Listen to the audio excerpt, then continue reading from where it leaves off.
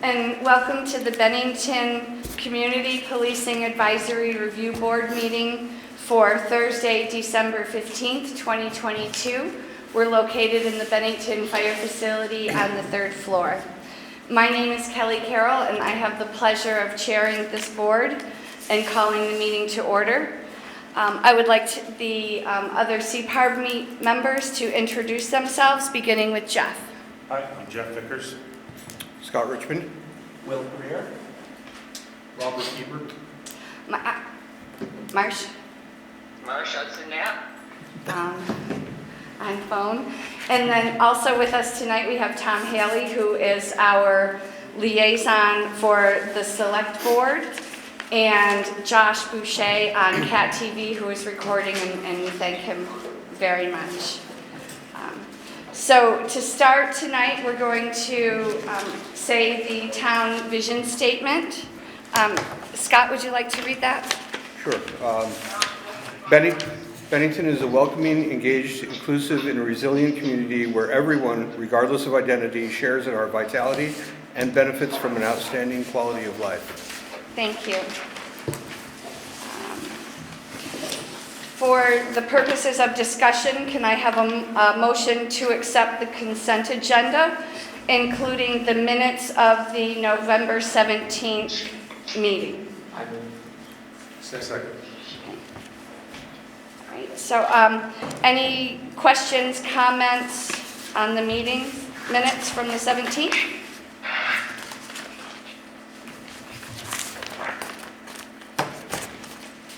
Was there anything else on the consent agenda? Just the meeting minutes. Oh, okay.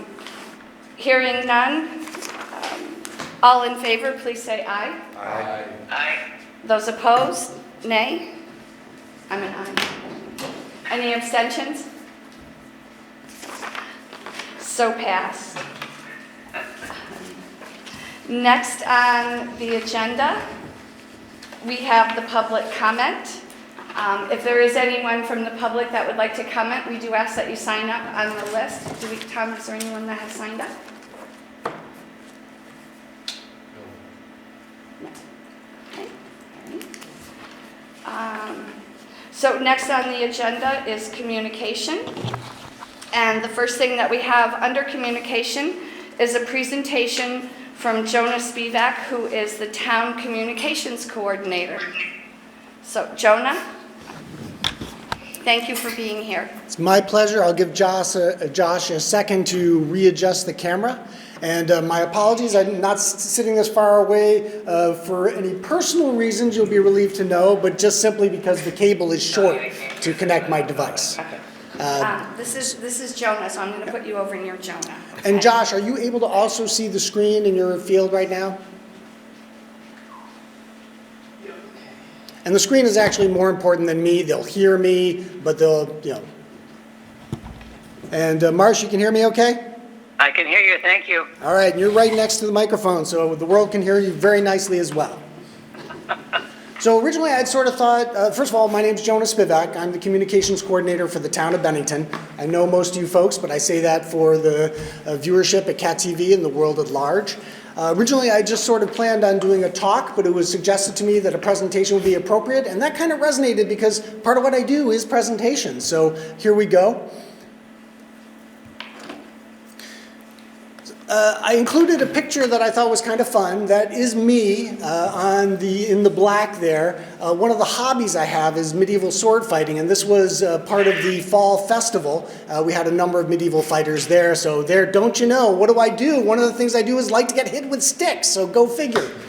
But when I'm not getting hit with sticks, and for the town, I actually do a lot of surveys. One of the first things I did was a survey for the citizenry in the town of Bennington, and that was very useful for me just coming into that position. And we'll talk a little more about that in just a few minutes. As I mentioned, I do a lot of presentations on a variety of topics, and sometimes it's because I'm assisting departments or boards in their work. For example, some of you might recall from the Safety and Equity Task Force, I was sort of a staff liaison for that and helped out with some presentations and work there, and you'll see an example of that a little later as well.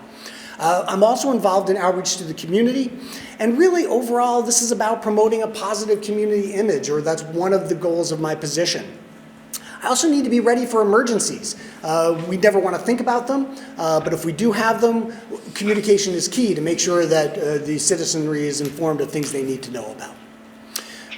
Also, I handle the public records requests that come to the town of Bennington, and I also manage the town's social media presence as well as the various websites for the town, which are in the process of being unified into one. So I mentioned one of the first projects I did was a survey. So in 2021, I did a presentation to the board back last November, so just a little over a year ago now, on sort of taking the temperature of the community, if you will. And a couple of the things we asked I thought might be interesting to this group. One was regarding law enforcement, rating the performance of the Bennington Police Department. And of course, one of the things that's useful about a survey is being able to look at historical information. So I was able to look back to a similar question that we had back in 2018. And in 2018, you'll see that we had numbers that were a little bit different from what we saw in 2021. But the big difference was a change in the middle. We saw a polarization where more people were either really not happy or really supportive of the police. Overall, it's safe to say that the community as a whole is very supportive of the police department. But again, that polarization was what was pretty interesting about this latest survey. We also asked how is the best way for us to reach people in the community. And I think since we're talking here in this group of how do we get word out about the CPARB, this was useful information as well. Over half gets it through social media. The newspaper still is very strong, although it's less than it was previously. The town website gets quite a bit of action in terms of a resource, and that was an increase from previously. Public access TV was down just a little bit, but still a very important component, and Front Porch Forum is also pretty good out there. So this gives a sense that, again, number one, social media, followed by newspaper and CAT TV are really our big three in terms of reaching most of the people in town, or at least the ones that responded to the survey. I had asked at the end of the survey, what should we ask and what should we think about in 2023? So these were some of the questions that I had from that, but it strikes me that this is an opportunity for CPARB too, right? We may want to ask some questions in 2023 in this survey about the work of the CPARB, since we now have that as part of our outreach. This is an example of how I assist boards in their work. This was a presentation, this is just the entry screen of a presentation that I did for the Safety and Equity Task Force that then resulted in the creation of this CPARB. So I was very actively involved working with that Safety and Equity Task Force, both in the work throughout the development process, but then ultimately in presenting that information to the Select Board. So that's one of the ways I can assist your work. I also do a lot of community presentations. Part of this is around that broader theme of not just promoting what's good about the town, but just informing people in general about the town and our community. You'd be amazed what people do and don't know. So I've often gone around many times in partnership with Shannon Barsati, who is the Community Development Director, who I share an office with. And we've met with numerous groups, the Rotary, VFW, various seniors, various other community groups, and with different variations of a presentation, of which I'm going to show you a few slides to just give you a feel. I always like to start with recognizing that Native Americans were here first and reminding people of that history of our land before European settlers came. And of course, I'm a history buff, so I got to talk a little bit about history. Some fun things, like there's Benning Wentworth, our namesake, who Bennington is named after, and of course, who signed the charter for Bennington way back in 1741. And we're currently the 5th largest town in Vermont, in case you didn't know that. By the way, that 1741 charter, here it is in our vault at the town offices, signed by Benning Wentworth himself, being shown by our very own town clerk, Cassie Barbo. I also like to talk a little bit just about how town government works. We have a political system. That is our select board with 7 members, which is a little unusual for Vermont. Most towns have 5. They're the ones that do the politics in our town. Then the other side, town operation, that is led by a town manager. And an interesting point, we are not political. Literally, it is in the charter that the town government itself is not political. Our select board performs that function and is the representation for the community, but that's not what we do at the town. We don't talk politics at the town. We get stuff done. This is actually a slide from that talking a little bit about my job, so that kind of pertained to what we're talking about tonight, so I wanted to share this. So advancing community communications and a positive town image, as I said before. Some things like Bennington, Vermont Begins Here, that's really a marketing piece that's been more the purview of Shannon, but since I often do these presentations with her, that was the notice there. We also developed with the Bennington Banner a new community newsletter that features the Recreation Center as well as our Senior Center. And of course, social media is so important. And who doesn't love pictures of kids running through a fountain? My goodness. These next few I'm going to kind of go through pretty quick, because obviously we're sharing information about the town with citizens, and we're also doing a lot of collaborations. In the bottom right, that was a award ceremony, an award to the Bennington Police Department from the Climate Advocates Bennington, honoring their work getting e-bikes and hybridized vehicles for the police force. And, but I also talk about infrastructure, water, some of these nuts and bolts, and where does that water go? Waste treatment. This is all fascinating stuff, which I have lots of stuff to talk about, but I'm not going to belabor now for the purpose of this. Likewise, streets and bridges, highway department, very prominent in our town. And then back to Facebook posts. And I just wanted to highlight a couple here.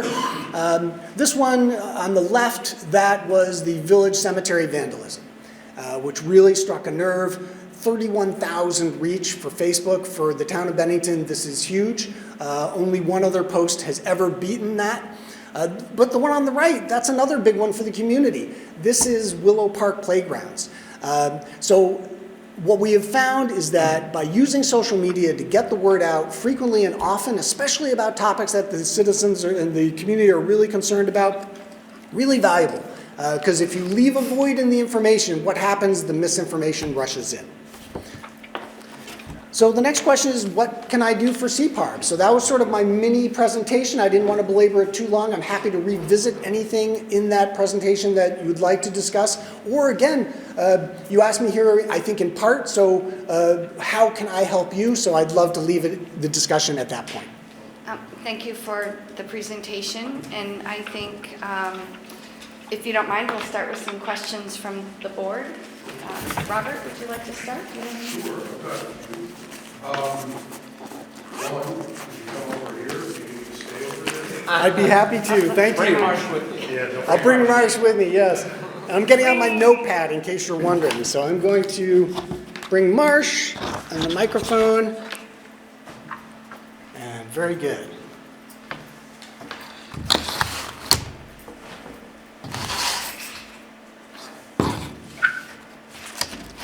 Okay. So, I've got to do so. First,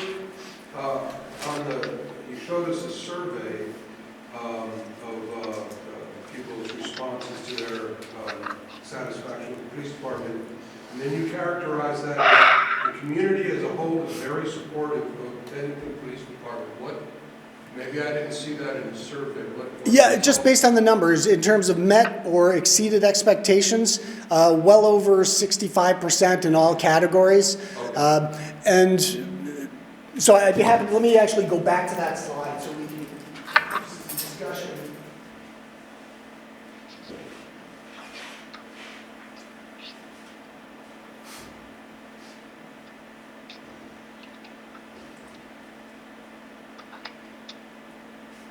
Sorry, past all my history stuff.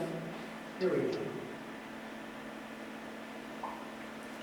So yeah, what you saw is if you add net and exceeds, so for example, in terms of effectiveness, that's like 69% professional. These are 2018 numbers, we'll start there. Over 70% said professional, community focus was 60-something%. So that's really what I based it on. But what I really found interesting in 2021 was how those numbers didn't dramatically change in terms of the overall percentages, but became more polarized. So people were leaving that middle number. So for example, effective in 2018 was 53%. Effective in 2021 was 40%, but then what happened with the exceeds expectations? That went up, and the does not meet also went up. So you had people leaving the middle and basically getting more polarized. And I think that's an interesting statement on the state of the world as a whole.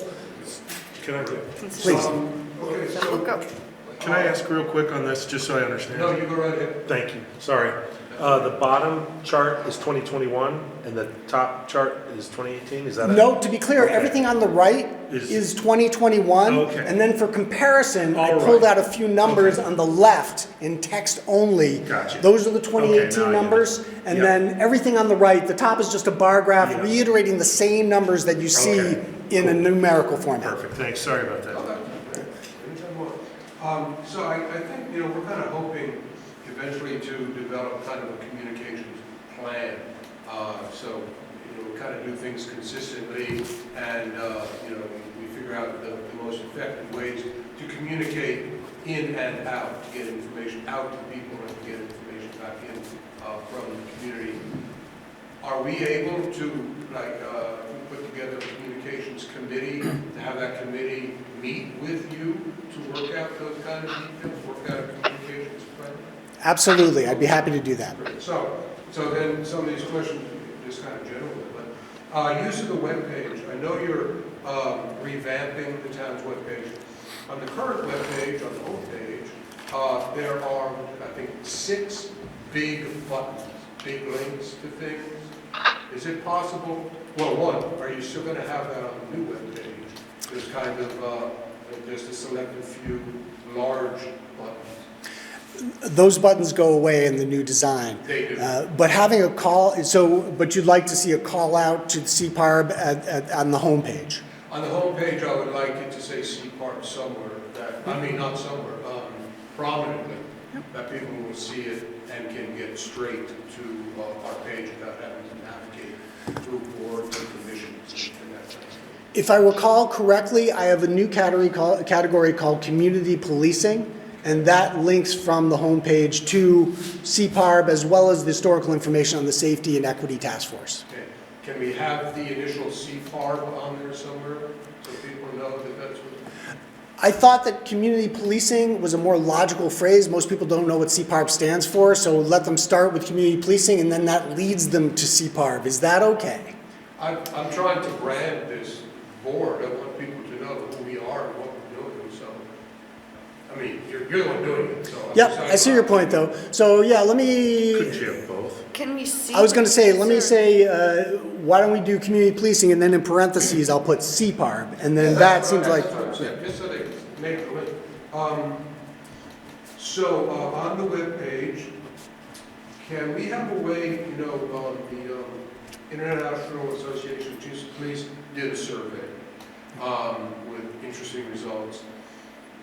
I don't know if everyone else is, I'm thinking, I'd like to be able to push that survey out to get more respondents to it, to see if the numbers are accurate or not, or, you know, things shift. Is it possible to get a link on our page to that survey that people could fill out and we could get those results? sure, can you send me that link? I have well, yes. Maybe I misunderstood you, so The a link to link the to, survey, the link to the report Are you is talk- already there, I thought, or maybe No, it's not on a the link to select board report. page. I want to be able to click on here and get the survey and answer it and hit send and somehow. which survey, or a new survey? Well, for you it would be new, but it's out of the IACP report. And it doesn't necessarily have to be that one, but I would like to have a standalone survey about this as opposed to this, Yeah, including questions. I think, I'm gonna clarify. I think that that's, So, I think, I just want to. Please. So, it's my understanding when we get to the point of doing a survey, you can help us do that, help us get it out. yes. But as far as the survey goes, I really think that the committee needs to actually identify what questions they want Right. and then bring it to us. Yeah. And then we'll agree on that, and then once we agree on that, then we go and say, hey, Jonah, how can you help us get all of that out? Right. Now I understand. Absolutely no problem at all. I was My assuming, question's yeah. not mechanics, so can we have a survey on our webpage that people can fill out and send in their answers? It would be a link to a survey on the webpage, but I would create that survey for you, just like we do for the citizen survey. Okay, great. Could we also have, I don't know what you call it, a field where people can just type in comments? A comment and form? Send them to us? Absolutely, and Separate from Yep. a complaint? Part of the survey, you mean? I think well- this is separate, correct? Well, these are just ideas in my head, so I don't know. I go want to someone, generic? I if they don't want know. to say something, to be able to write down what they want to say, hit send, and I don't know how we're going to get it. It would get forwarded, I presume, to the chair of That would the be CPARB? probably best, Yep. maybe So Chair, vice chair, I don't know. I think a comment form on that page makes perfect sense, and that would be a direct way, when people are there, they could reach out to you directly. Okay, great. Now, when we do have an opportunity to kind of sit down with you and work out some of the stuff, and just maybe you have some ideas off the top of your head, how to use social media, like Facebook?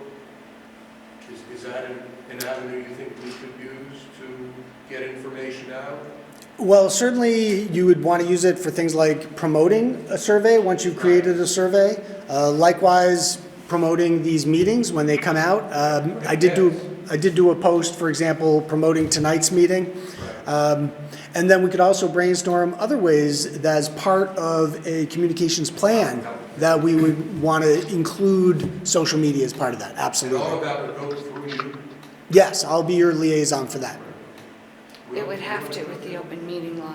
Okay, okay. I think it would have to go through you as So you've opposed to all already of us mentioned because of that what was Cat social media. TV, I'm sorry. Yeah, just so there's multiple conversations. Yeah, I'm just saying with what you were talking about as far as Facebook, it would have to go through Jonah. We can't have a generic Facebook page because of open, yeah. That is correct, yeah. You identified that Cat TV is a useful resource? Yes. In your opinion, for getting information out, and the banner as well. How about WBTN? Do you go through them at all for anything? I have not really done much with them, but that's a great suggestion. I'd be happy to. I mean, I've done things in the past, but that's true. They've not been, that's a great suggestion. I don't know if they're as community oriented as they used to be, so those were. And then the use of QR codes? Yep. Is that something you could help us? Absolutely. I can Yeah, generate, We're talking about using a QR code Yep. to pull up the survey, so. absolutely. It's easy and very easy for me to generate them, and they could be included in pieces that you send out for outreach or posters or whatever else you have in mind. So, yeah. Okay. We're talking about what you can do for us. Do you think the Office of Community Development could help us in any of our work? What, anything in particular you're thinking of, or? I just saw the word community in there. And Yep. just wondered if Sharon would have any ideas about how you reach out to the community, how you get included. In terms of, I'd be happy to ask her for any thoughts or suggestions she may have, and I'm sure she would be happy to assist in any way that would be appropriate. If we have a meeting with you, maybe ask her to see. Sure. And the 2021 Citizen Survey, is that available for viewing? Can people go see that right now? Absolutely. All of that information is on the town website. If you go to the reports and documents section under government, that's where you'll find it. Okay. Yep. And can we also, on the webpage, have links to the recordings of these meetings? Yes, and actually, there's now a recording from the previous meeting, and that is on your CPARB page now. I'm not wild about how it's organized, and the new website, I've changed the organization to, I think, make it better. But yes, that information is on there for every past meeting and will be going forward. So the CPARB webpage, you should always let people know that that is a one-stop shop for anything that is produced out of this committee or that you want feedback on, that comment form you mentioned. Things, for example, that's on there right now is that draft policy that you'll be looking at tonight. So that's on there. It's available for anyone in the community to take a look at. Okay, that's all I got. Thanks. Thank you. Yeah, that's great. I have have a few questions, and these may be a little outdated because I was supposed to ask them in November, and I haven't really tried to do anything too much with this, but let's see. So I read this information from 2014 talking about federal regulation and the need for emails to be retained, accessible, and secure. I know we went over email communication, but I'm still a little weary of it. So I have 3 questions, and I'll kind of like spitball them with you. But what is the length of time between when an email is received or sent and where it can be discarded? Like when can it be discarded from our email? I personally like to save all my emails, so this isn't a problem for me, but I'm curious, what if something does get accidentally deleted? And is there like a general length of concern that we need to be really cautious with an email is sent or delivered? The short answer is forever. We keep them forever. If one gets accidentally deleted, there are ways to forensically retrieve that. Okay, good, because that was my next question, talking about is there like an archival system of these emails, so you can get those. The town does have an archival system for all emails. Okay, perfect. And then that's pretty much it for me. Those are all the questions. The other one, that's good. Okay, thank you so much. My pleasure. Good question. The main question that I have is, when are we going to be able to see the new website? Great question. It's in my report for Monday. We are in beta testing right now. I'm working with some volunteers that are helping me. I basically watch them on a Zoom call while they navigate the new website, and we identify places where they're struggling, where they're not finding stuff. And every time I do this, I'm finding things that are wrong, broken, need to be improved or fixed. That's part of the process. Once that's completed, hopefully by the end of the holidays, I'll be sending out a link for staff, a soft launch, if you will, for them to all see the website, and then shortly after that, we'll go live. So it'll be right around the new year is my estimation. But I've been warned that I should never give a time, which I just did, so it'll probably prove me wrong. Okay, so I was just wondering when we were going to be able to see where like some of the questions that Robert's asked, because I know. Actually, Robert has volunteered to be one of my beta testers, good. and I have an appointment with him next week to be working with him, so he's going to see it. Good. Yeah, and for those of you that are looking for the page now, it is located on the town website under boards and commissions, and when you select that, we are the very last board, and all of the agenda, the meeting minutes, the presentations, everything is on that, but I do agree it's not the easiest. You have to look, even though I go in and look often, it's still, okay, I have to go and look, but it is there. So it'll be nice to see a more user-friendly one. Yeah, the navigation on the old site is not the best. It is also cross-linked from the page on community policing, and I believe it's cross-linked it's certainly cross-linked from the safety and equity page as well. Yeah, yes. And select board too, I think. Yes. Yeah, so that's all. I'm good. I just had a couple questions on the survey. So you said there's another one in 2023? Yeah, we try to do it every 2 years, although if you're paying attention, 2018 to 2021 is not 2 years. We all skipped. It was because of COVID, yeah. So 2023, this coming year, will be a survey year. Any idea on timing? Or? Well, they hired me last September, and it was the first thing I did. So I would say sometime after July. Okay, so like Q3 or something. Yes, Okay. after the start of the new fiscal year, which is July 1st. So on this. Does that sound right to you, Tom? Yeah. On the survey that you're putting out, would we be able to see the survey before it goes out and possibly add questions to it? Absolutely. Or work with you to develop questions? Yeah, and that was part of my next question Oh, I'm was. sorry. Yeah. No, you're good, because it's the same. Well, that was my suggestion as well, yeah. So I guess 2 parts to it. One, you said you're trying to make it less. Someone who reads the slides, I'm Yeah. appreciating that, because I was going to comment on that. Yeah. I think that there's a few slides that are reiterative in the survey. If I remember correctly, there's around 28 or 30 questions. Yeah. So there are a few questions that I think should and could be eliminated without reducing the value of the survey. Yeah. Having said that, I think it is perfectly appropriate to ask a question or two, or perhaps more if a case could be made, specific to the work of the CPARB, and that was part of why I showed that, because I think that's a great opportunity for us. Yeah, and I guess it's probably too early to know how many questions, because that's something we'd have to figure out, but then it makes me wonder if at some point, does it get to a point, possibly, or maybe not at all, that it should be a separate survey, and then does it get the same exposure and number of answers? So I think there's some discussion there, maybe just things to think about on that to figure out the best approach, and I don't know what it is. But. Good question. I was sort of imagining that we would want a survey specific to the CPARB. Okay.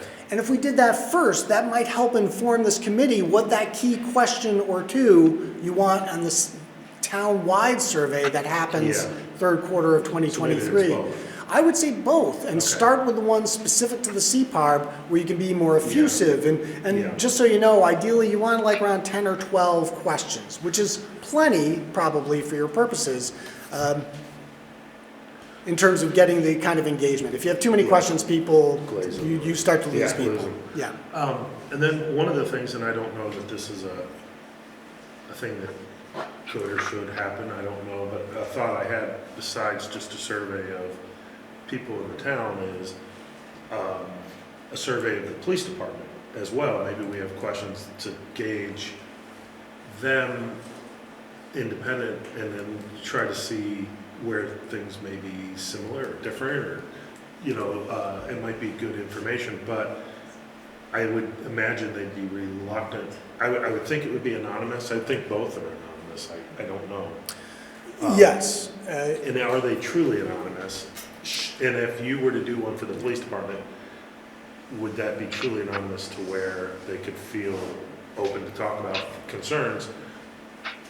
Or should that be done separately in some other way? And I just don't know, like a paper form or something, I don't know. Well, I can speak to the townwide survey, and that one is anonymous, although people have the opportunity to comment where they can out themselves, and that happens. We typically, if there's names mentioned, you'll see when you look at the documents, we include all the comments from the survey as well, but we have redacted names on occasion in that situation. Not names of public officials, but names of other citizens. Like if a citizen or a resident is talking about another resident, we don't include that. So the short answer is I don't get that information from the survey unless people give it to me, and if you don't give them the opportunity to give it, there's no reason we would have that. One of the questions that came up, what about geolocation information? Which might be useful to help gauge different areas, concerns, or... And actually, I have not checked to see what abilities we have for that, but we do allow people to self-locate. We do ask the question, what town do you live in? So there is some location there. Of course, people don't have to be honest necessarily. Areas of town, Oh, that's a good point. I hadn't even thought of that. Like in downtown or Old Bennington versus wherever. But I would note that any geolocation through the through the survey would be based on IP addresses, and anyone with a virtual private network or something like that, it's an imperfect, or maybe perhaps better to say imprecise way of determining that. So I think for our purposes, having people self-identify the town works pretty well, at least for a town survey. But and I would suggest you could ask the. But it's an interesting idea in terms of a survey for police department, but that would be a question for the police department. Okay, thank you. But I'd be happy to help set that up. Yep, okay, thank you. Lieutenant Grandy, Jeff had been asking about if we survey the town for CPARB, and also the possibility of surveying the officers for their input and their feedback. Does BPD do any associate surveys for opinions, engagement, or throughout the year, or every other? I wouldn't call them surveys. Some of the things that we do is they report back to their supervisors, and the supervisors then bring it to our monthly staff meeting. So I wouldn't really call them surveys, as the ability for the officer or communications to bring it to the direct supervisor, who then brings that to a staff meeting. Did I answer your question? Well, I guess I think it answered the question, but my question might be then, would the police department, and I don't know that it is the right thing to do, but it's a thought that I've had, would the police department be willing and open to having an anonymous survey of the employees to gauge, and then we'd have to come up with what questions we thought would be important. Is that something that would be possible or not? I don't see why it wouldn't, but I would have to, Sure. the chief would be the ultimate. Of course, yeah. Give that out to his staff. Yeah. I don't see that. Okay. Thanks. Right, any other questions for Donna before we go to the public? Kind of a, I don't know if it's a problem, an issue with the IACP survey is that we have no idea what kind of methodology they used, so we really don't know what to make of the results. Are you familiar with, survey methodology? Is this survey, I don't know if they call it a scientific survey or what, that are designed to accurately reflect a population, or is it just a bunch of questions? Well, I think it started as a bunch of questions, but we're learning as we go along. For example, one of the comments I had made is we're going to be moving to what's called the Likert scale for future surveys, which gives perhaps, or is described as a more balanced reporting back from survey respondents. So, but this was, I basically based this survey on the one that had been done previously. And of course, whenever you change a survey, the downside is you no longer have a apples to apples comparison with previous surveys. But the point about the Likert scale was a valid one, because the issue there is that it could tend to slant it to be more positive or more negative the way the question is answered. So basically it's using, oh, go ahead. Oh, no, as I said, the IACP survey did use a Likert scale. So, How old is that survey? yeah. All right. So we're getting better as we go along, but for me, it was really the first survey that I had done. I'm not a professional survey person, but I'm learning as I go along, and my primary model was the previous one. Yeah. Oh, go ahead. To my knowledge, there was not a survey that the IACP did. It was referred to in the media as they surveyed. But as they went out and met with different groups and talked with individuals, and then they, to get the pulse and the sense of the community, but there wasn't the same kind of survey. Okay. To my knowledge, now you can check to be sure. Well, in the report, they present results in a survey form. It said this percent, they had 5 questions or statements. This percent said this percent said this. So I don't know if it was a survey people sat down, or if it was they were just taking notes as they were talking to people. To my knowledge, they were taking notes. That's what I say. Yeah. We don't know the methodology, so we Yeah, don't know well, what to that's a make. very good question to ask. Yeah. Ask Ryan of Nicole, Oh, yeah. probably, or the select board. Yeah. Well, I was going to say, Robert, there is a section on methodology. It's right in the beginning. There is, boy, I look for it. Yeah, no, it's in there, but my problem with going back, and I've voiced this before, but my problem with going back to the survey is just how outdated it is. I don't think the questions are necessarily, useless or irrelevant. I think those pertain, to things that we're wanting to know. But it goes back to, we need to get ready for a new survey, because you constantly, the fact that we just missed a year because of COVID and we're now off, I'm sure that made the 2021 had a little more weight to it, because we've been waiting so long for a town-wide survey. So it's like, that one's almost outdated too. So it's like, we got to keep the ball rolling. So I think it would be good to use some of the things, as we've mentioned before, in the survey, but I think there's also a lot of questions that weren't asked in this that we could look into. How old is that survey now? Going back like 5 years, 4 years. Are we talking about the NACOL survey? IACP. The Yeah, that one's IACP? from 2018. Yeah. 28, So so it's pretty much. almost 5 years. Yeah, and it would be kind of interesting to reiterate some of those questions that you think are still valid from that IACP report and see if there's been a change in that. So that is one advantage of refreshing that survey over time. So, it's a good point, Bill. Any other, I'm sure there's a lot of changes between then and did you have another question? now. No, I just said I'm sure that there's been a lot of changes. I mean, even the town demographics over the last 5 years have changed. Changed. And Josh, just a question for you. Are you able to hear citizens' questions? Do the mics pick those up, or is it? Okay, great. Any other questions? Jack?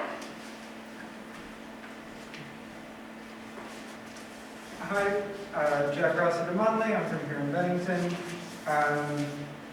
Just a couple of quick things on this communications. They're a little bit smaller scale and not quite as forward-looking. But right now on the CPARB site, I don't believe the members' names linked to their email addresses, which There's one email address linked there, and it is to the chair. And that was requested that all information channel through the chair. So that was by design.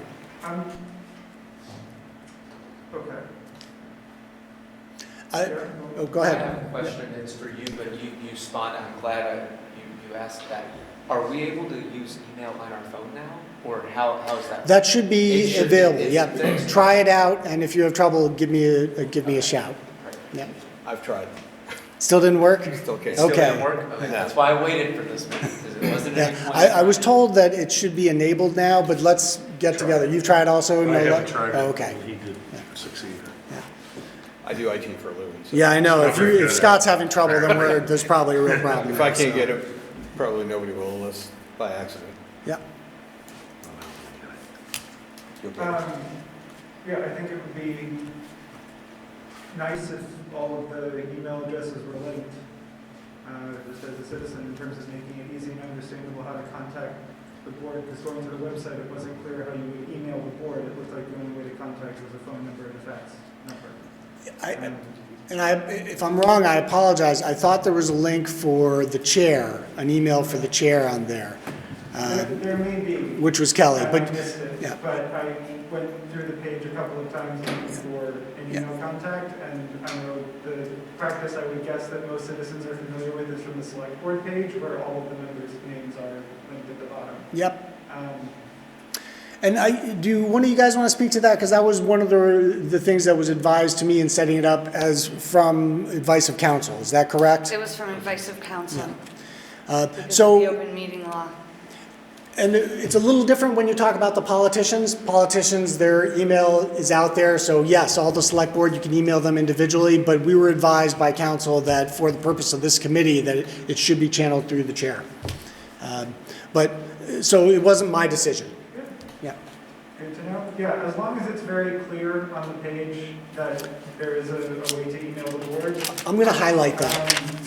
And maybe I just missed it every time. I'm perfectly willing to believe that. And also the addition of that contact form that Robert was talking about. So in addition to having that email, there'll be that form right in your face where if you want to comment on the proceedings. So, but that's a great point. I'll make sure that happens. And my comments are basically related to the interim period between now and the website. I was really happy to hear the suggestion of the comment form, because I think being able to make comments anonymously to the board is really important. And having it go through a channel that doesn't look like you're emailing a person, I think could also be really important, depending on the nature of what someone wanted to share.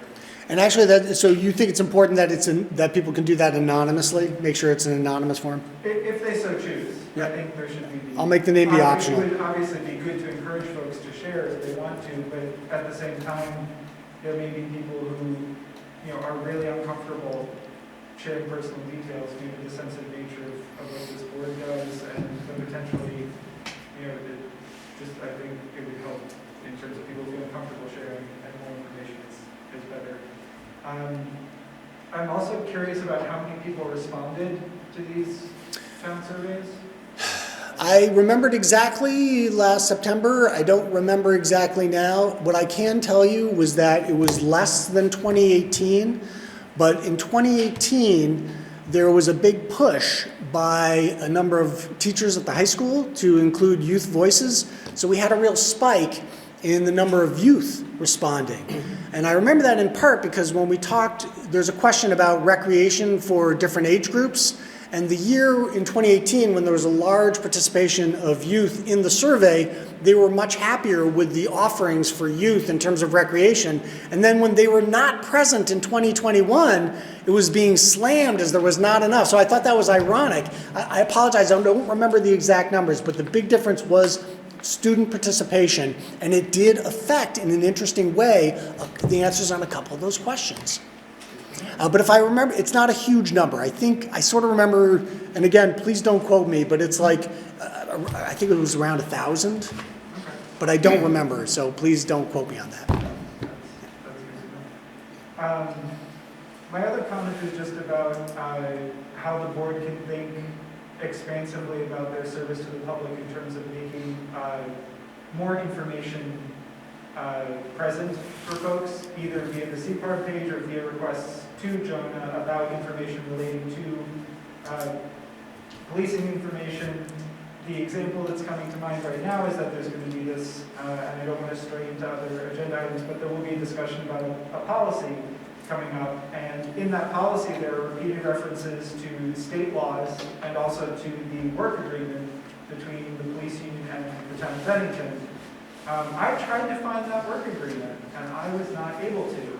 And it would be really nice, I know this was mentioned at the select board meeting, if they could be linked within the document itself. But even on the CPARB page, and this is the kind of thing that CPARB members could, I think, ask for, and it's just something to keep in mind. That could also be linked along with the policy. And that would, I think, be helpful because it's referenced many times in this policy, obviously has to be in accordance with those agreements. And so as a member of the public, there are parts of the policy that I have read and I have thoughts on, but I don't know if those thoughts then are in conflict with something that is already in place. So it would be helpful to have those obviously accessible as well. At Monday's select board meeting, I asked that specifically, the working agreement is available to be viewed by the public. Stu said yes. It very well may be. Looking on the town website and the police website, and also trying to be as creative as possible on Google, I did not find it. It doesn't mean it's not somewhere. I fully believe it might be somewhere. But again, it's about, could I go to the CPARB page and find it like that? It's not at that level of accessibility. Well, I have been tasked on the final version to include those live links on the PDF, so that will be present. And what was it was the working agreement for what that you were looking for? I believe it is the working agreement between the town of Bennington and the police union. Yeah, New England Police Benevolent Association.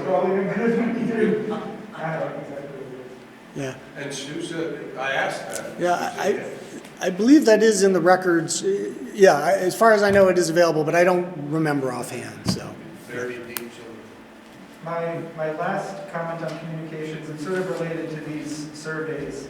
Number one is that I really hope the board takes very seriously and does not treat as entirely outdated the existing report. Because it's only a couple of years old, and a lot of really good, Marsh, I think, of the board and of maybe all of us, is the most enmeshed in the process that went into that, but there was so much work done and much more than had been done previously. Obviously, any report needs to be treated critically, it needs to be thought through, and it's always good to collect new data, but I hope that that existing data is treated as important and as a launching point into the next iterations of surveys. I would also say that with the town survey, the next town survey, and any survey or data collection that the CPARB undertakes, I hope that in addition to surveys, other social science instruments are considered, like focus groups or even more creative ways of engaging people around the questions that you really want to ask, because surveys can often end up, even on a scale, people tick boxes. It becomes harder to get kind of a full picture of the situation, and that is some of what you see in the existing report. Interviews with people, yielding really information that you wouldn't necessarily get even on a pretty in-depth survey. So I hope that focus groups and other methods of data collection will be considered in addition to surveys, but under the same umbrella and with the same kind of research goals, as opposed to treated as separate tasks being undertaken. Well, I can tell you that is why I'm interested in a communications plan.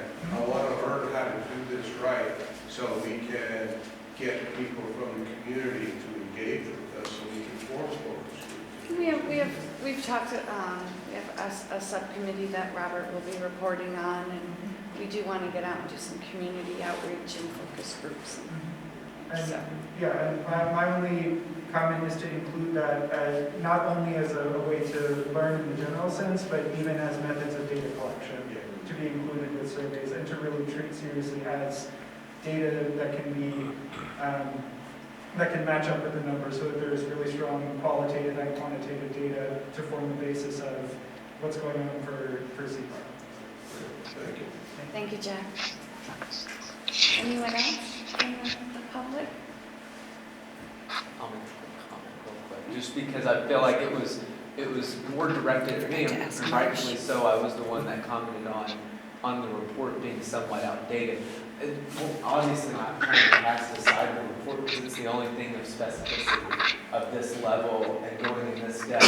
But that's the problem, is just that, as we pointed out, is we've had global phenomena, different changes and things over the years that it's made it not less credible, but just, it just naturally is, becoming out of date. So building on the progress of this, I think, is how I should phrase it, because there is a lot of good work that went there. I very much appreciate the work that the IACP did on this. So yeah, I want to clarify that, not trying to get rid of the report.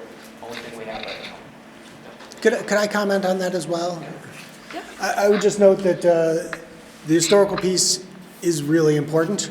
The town has records going back to 1761. I'm very historically minded, and the town preserves records. That's what we do. How can you know where you're going if you don't know where you've been? So just because there's a desire to refresh information and whatnot, I totally agree. It's not like we get rid of the old information. We need that. Oh, no, that's All right. a survey like this, does anybody use it?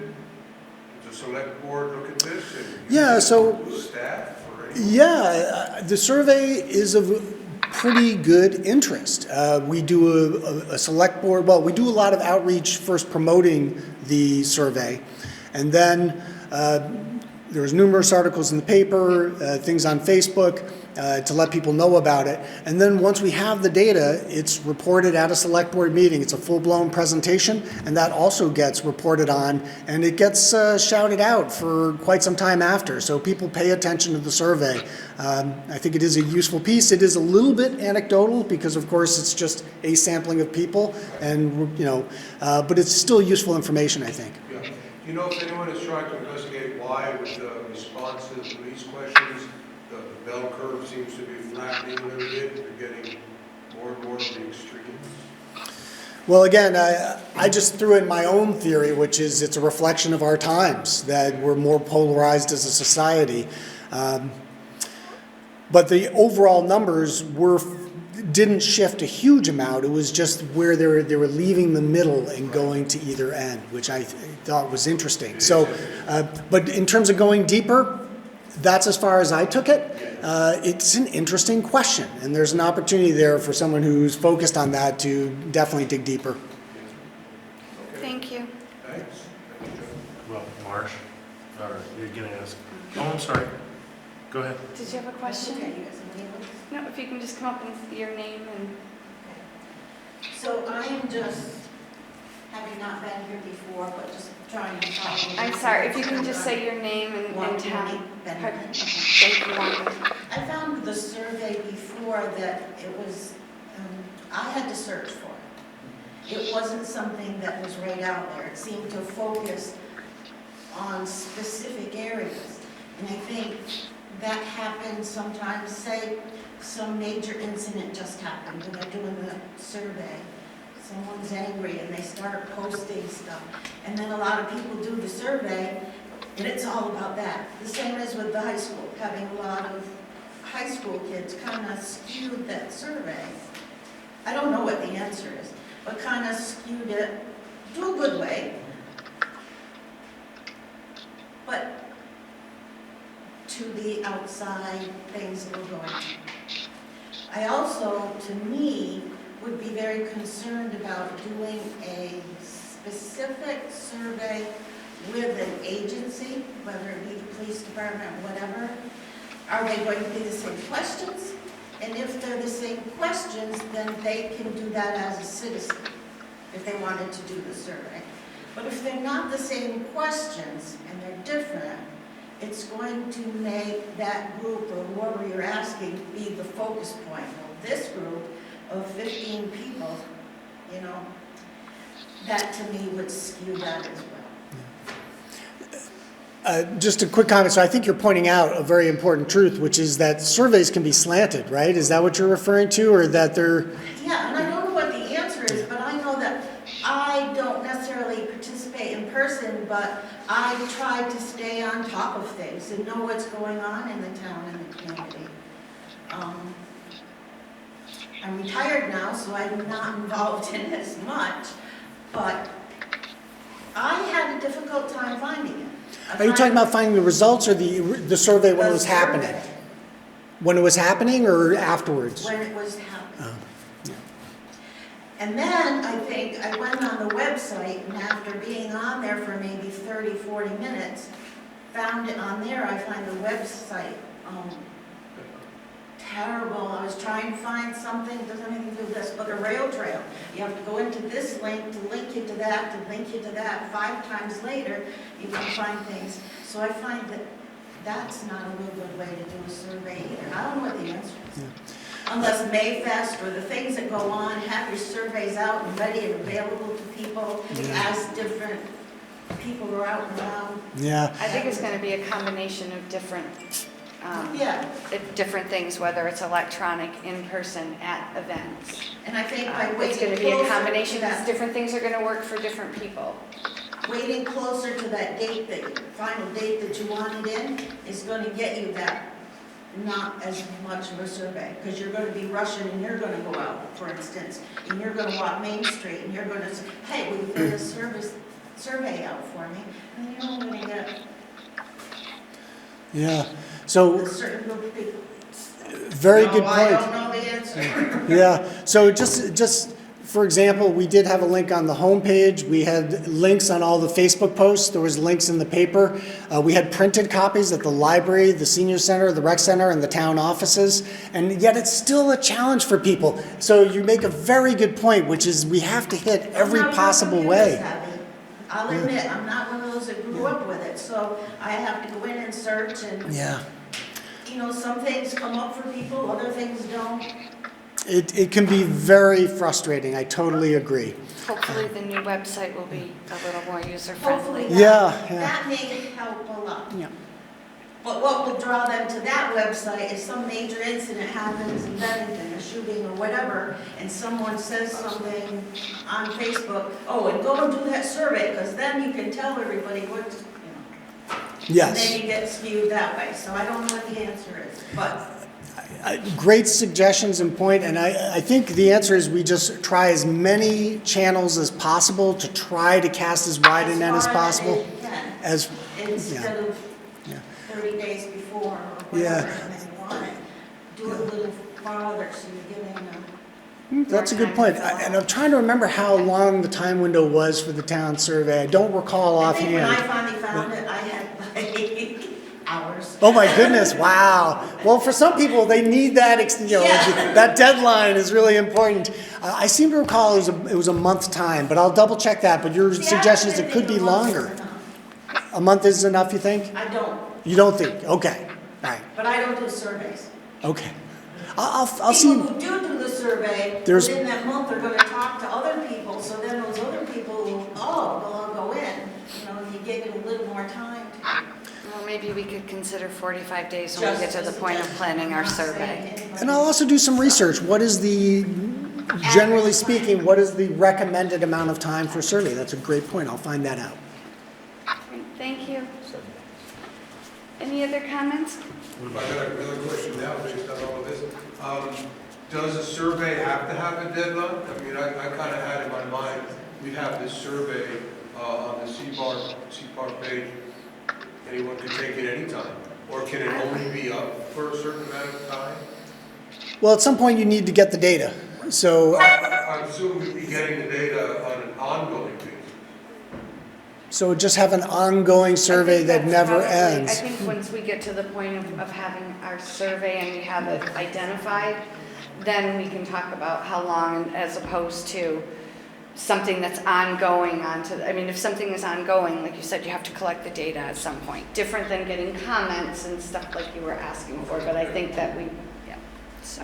Well, I think that would follow under a complaint or a compliment kind of situation where you're analyzing qualitative data constantly. That's different, but in order to do a survey where we're trying to get quantitative results, we'd have to have a period where it shuts off and we start exactly. So, I mean, It would have to be. It would have to cut off at some point. It's an interesting idea. Optimizing. Yeah. Okay, great. Jack? Jack Ross-Monley, Bennington, Vermont.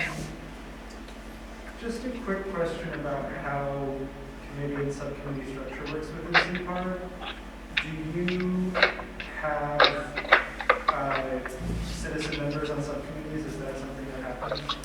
We haven't gotten to that part yet. We are going to be talking about creating additional committees after. And right now, we're just on communication. So can we bring that up when we get to that point in our agenda? I'm asking just because I happen to know community members with extensive experience in this area.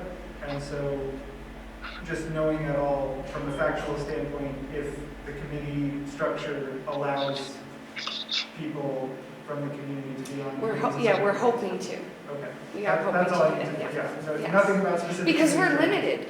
There's only 6 of us. We can't, once we hit 4, so yes, Right. yes. Okay.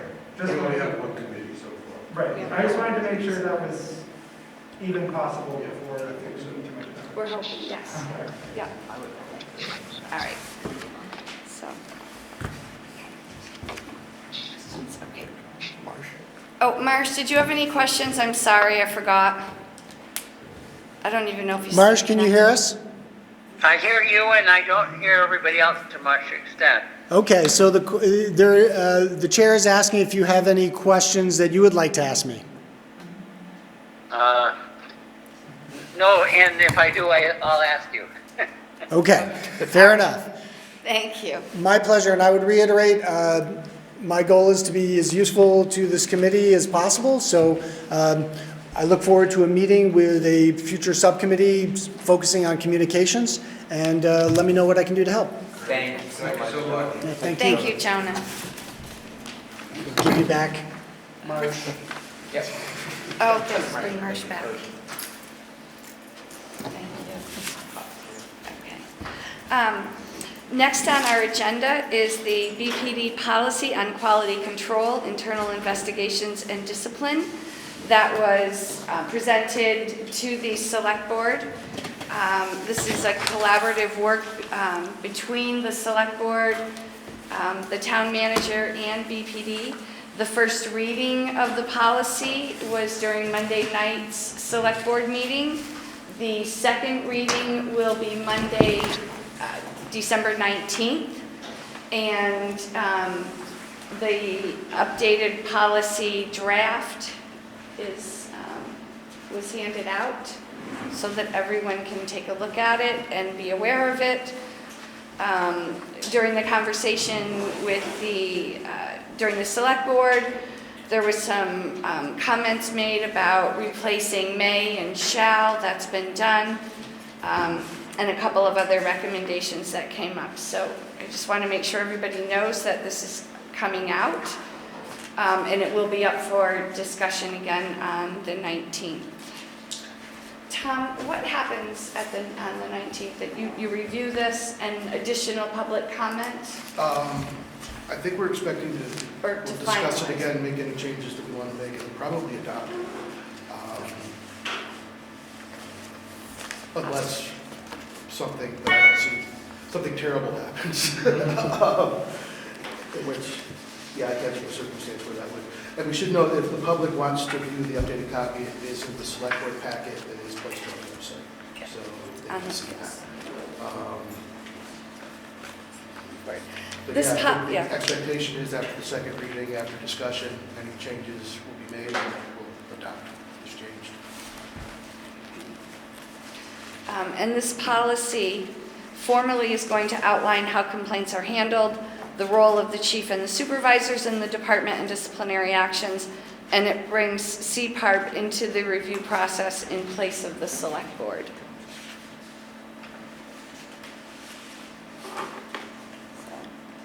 Kelly? Yep. I have a question. I'm happy that first, that it sounds like our group is going to be empowered to do reviews. Maybe not specific individual reviews, but reviews of general things that are happening. I'm also a little confused about how we got from it being unlawful to do this a month ago, and now we've got a policy to do it. That might be more of a question for Merrill. That's probably, more of a question for Merrill. Now, So. I think what it might be is, by the time CPARB gets it, the chief has already made the decision Right. about discipline. We are not making recommendations as to what the chief should do. Not sure what we're doing, but we will see it after the chief. Does that sound right? Right, and it will be anonymized. Yeah. And it'll be redacted, Anonymized. yes. Redacted. So. Any other questions, Marsh? I'm wondering about the definition of minor misunderstandings versus complaint, and who decides which one it is and when is that decision made? I think, again, that might be more of a question for legal. I know when we were at the meeting on Monday, Bruce had asked about some definitions and having that specified. Yep, good. On page 3, section F, there's a prohibition of interfering with filing the complaint, but there's no prohibition for retaliation. And I wondered why that was, or if we want to have it, or if they want to have it. What page was that again, Marge? Page 3, section F, Okay. it's a pretty strong wording about not interfering with the complaint process, but there's nothing about retaliation that I can find in the document.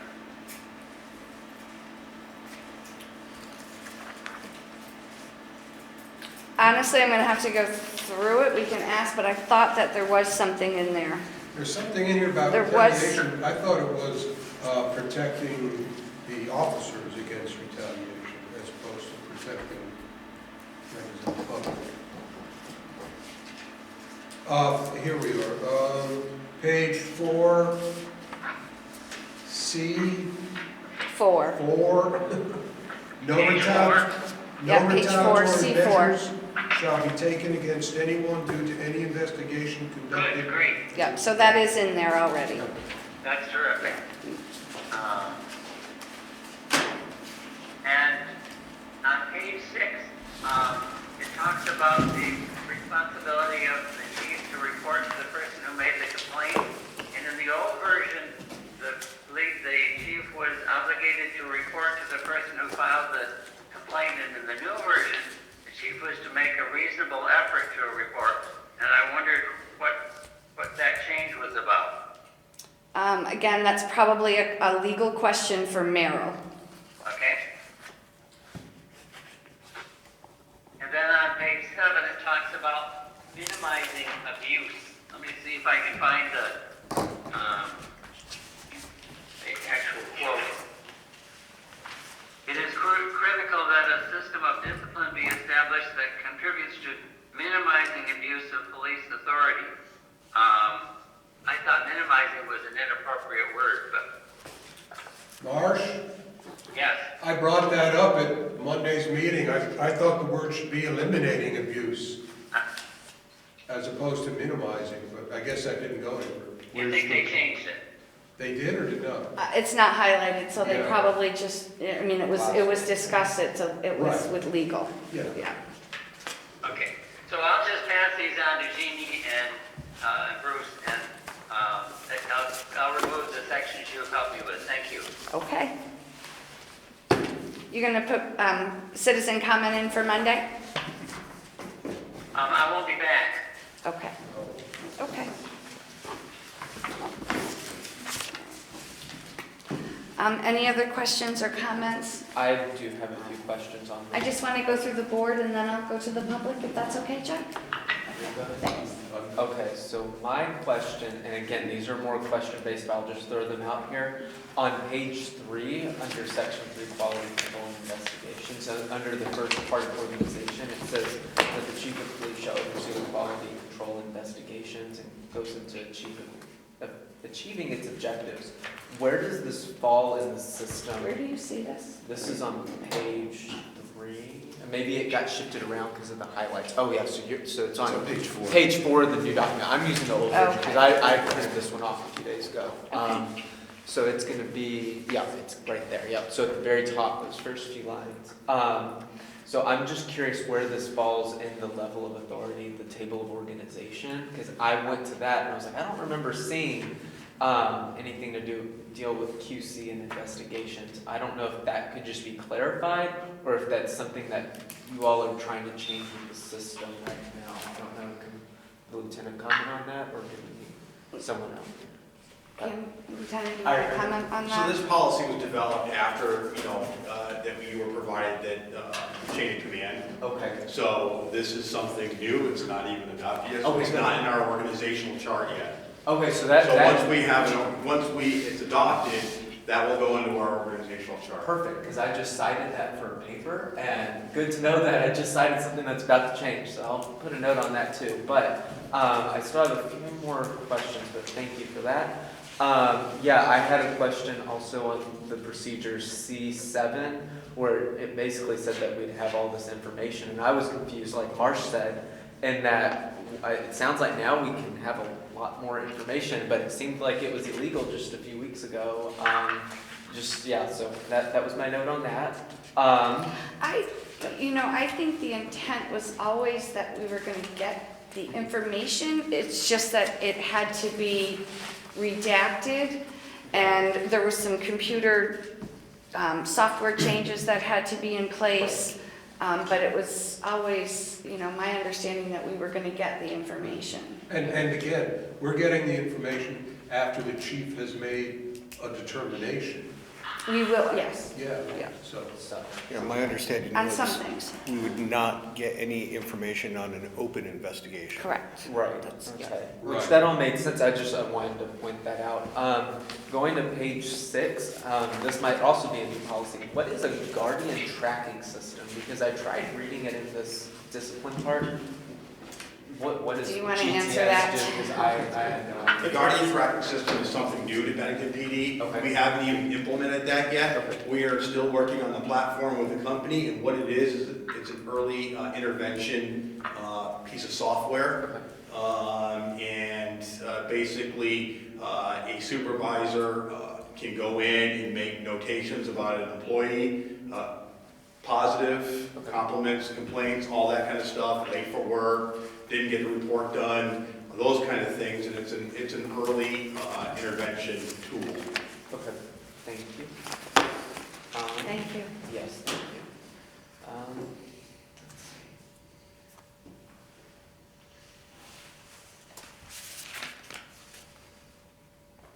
Okay, I think as of right now, well, no, actually, I do have one more question. I have a few, but they're minor. This one deals with the non-disciplinary and disciplinary outcomes on page 9. I think that should be on everyone else's pages as well. I don't know if you all could provide any elaboration on how certain disciplinary outcomes, either through the chief or not. I mean, it looks like it all goes to the chief of police from my understanding.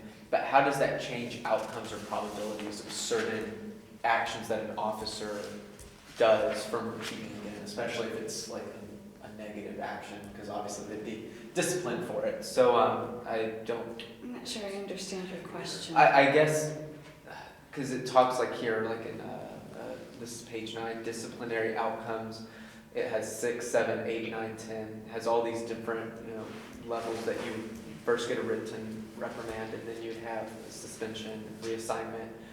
I guess how and I might need to focus. I'm going to postpone that question. I'll come back to January with a better idea of what I'm asking, or just come to you all with that. So my apologies. I'm done. Thank you. Scott, any questions? No. Jeff? No. Okay. All right. Jack? Do you have a question? I'm sorry, Tortoise, I thought you were pointing to Jack. I have sort of a procedural thought, which is that the scheduling has worked out very well in terms of how this is being reviewed, that there's like board meetings sandwiched around this CPARB meeting. But I would hope that there would be, and maybe this is how that happened, but I hope that there would be a formalized process for CPARB as an entity to review something like this, because there are multiple members there who made comments during public comment. But I would love if the board could go through a policy like this, have discussions amongst itself about certain changes, vote on those, and then have a designated member present those as CPARB's desired changes to the board. There was some confusion during the public comment. All members requested a certain change during their independent public comments about may or shall in terms of would this information come to the board. And maybe you can speak to why that can or cannot happen, but it seems to me like that would be an avenue towards the board speaking with a unified voice and making it a more legible process for the public and for the select board. Well, I'll say that I am somewhat disappointed and even a little perplexed that CPARB was not part of the drafting of this policy, that we weren't pulled into it at some point. Hopefully in the future that might change. I would say that tonight is when you have the chance to do that, at this meeting. There are a few notes that, as we just heard, multiple members brought up during public comment that have not been addressed. Those could be put forth by the board now for discussion and a resolution that then could be presented to the select board if they are voted in the affirmative by the board. I have my own kind of questions about this policy that I would like to bring to CPARB's attention, possibly the select board as well. Some of them are notes about items that I know were mentioned during the select board meeting that weren't attended to. The first is that I believe, Robert, you mentioned that the general philosophy statement, the BPD has a well-established tradition of serving the community with integrity and professionalism. To maintain this proud tradition, that there may be another way of phrasing the general philosophy, perhaps even one that's more in line with, and I went and looked at these, the tenets of the Bennington Police Department on their website that are still positive, but less directly almost statements of facts about the police in Bennington, not to necessarily dispute what's here, but that doesn't necessarily sound like a philosophy, that sounds like a statement of history. I had a question about citizen complaint forms, because there is not currently a citizen complaint form on the Bennington Police Department website that would allow for anonymous complaints. I understand wanting to collect information. It's not entirely clear to me here what a person who did not want to share their name, address, and telephone number. It sounds like there is a way for them to share their complaint if they're doing it in person, but there is not currently online.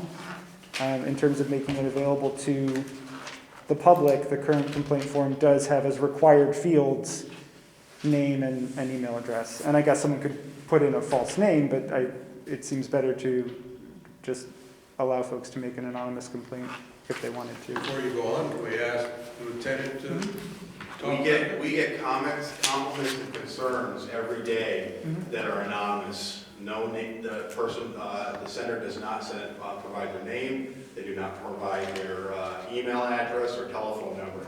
We get those all day long. But would they ever enter into the process described by this policy, or would they be treated separately?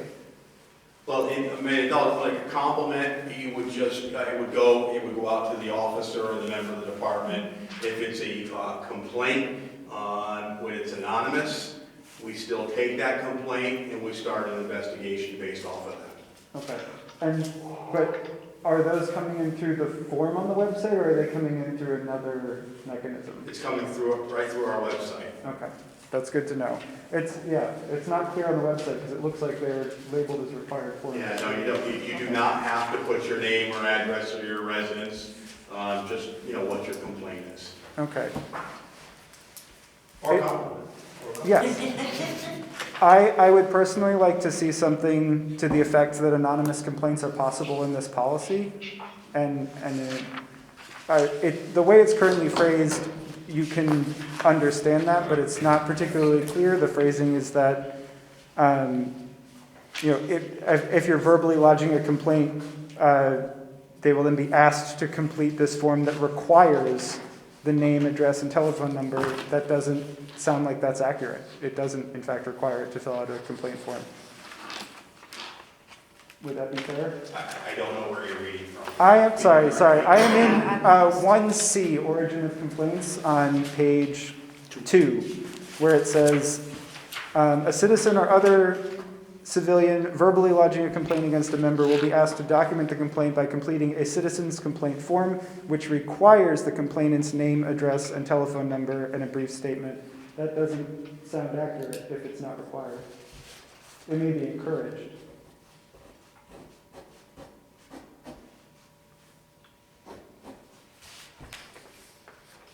I'm not sure what they were, the logic behind that was.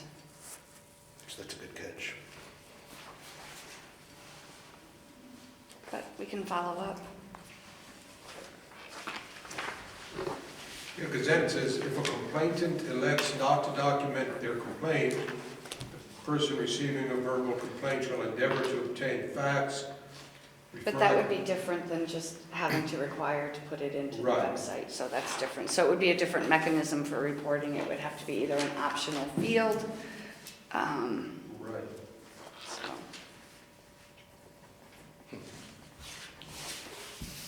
And I would hope that can be amended in the policy, and then also just in terms of how folks are informed of what information they do need to provide when filing a complaint, and making it really clear on the website what is absolutely required.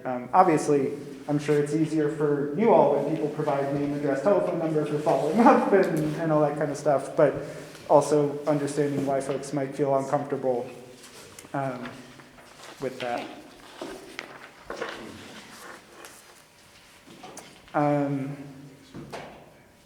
There's a section in here about I am on 3C, procedures, number 1, on page 4, about a supervisor may investigate minor complaints, i.e. rudeness, for the purpose of performance counseling and coaching. And later in the policy, it's a little unclear how much documentation would have to happen around those kinds of kind of less formal, less obviously disciplinary interactions. And it might be helpful for there to be a little more clarity around that. I apologize not.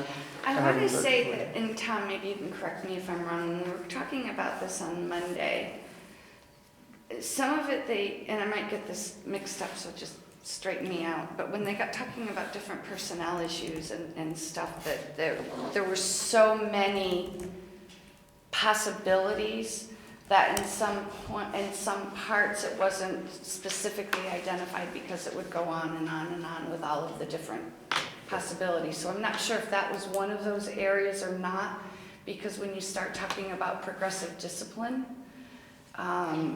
and the NEPBA agreement and all of that, I'm not sure if that's what that was from. Do you recall that part? Not any better than that. So I've located my follow-up area that this seems to then reference, which is in 5, which is discipline C on the bottom of page 6. The BPD encourages supervisors to verbally counsel and coach members for minor transgressions when appropriate. Counseling shall not be considered a disciplinary measure and may not need to be documented.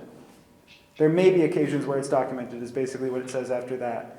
And it seems like those two are in conversation with each other saying, and you can, I'm sure, Lieutenant, provide more insight into how this actually plays out in real life.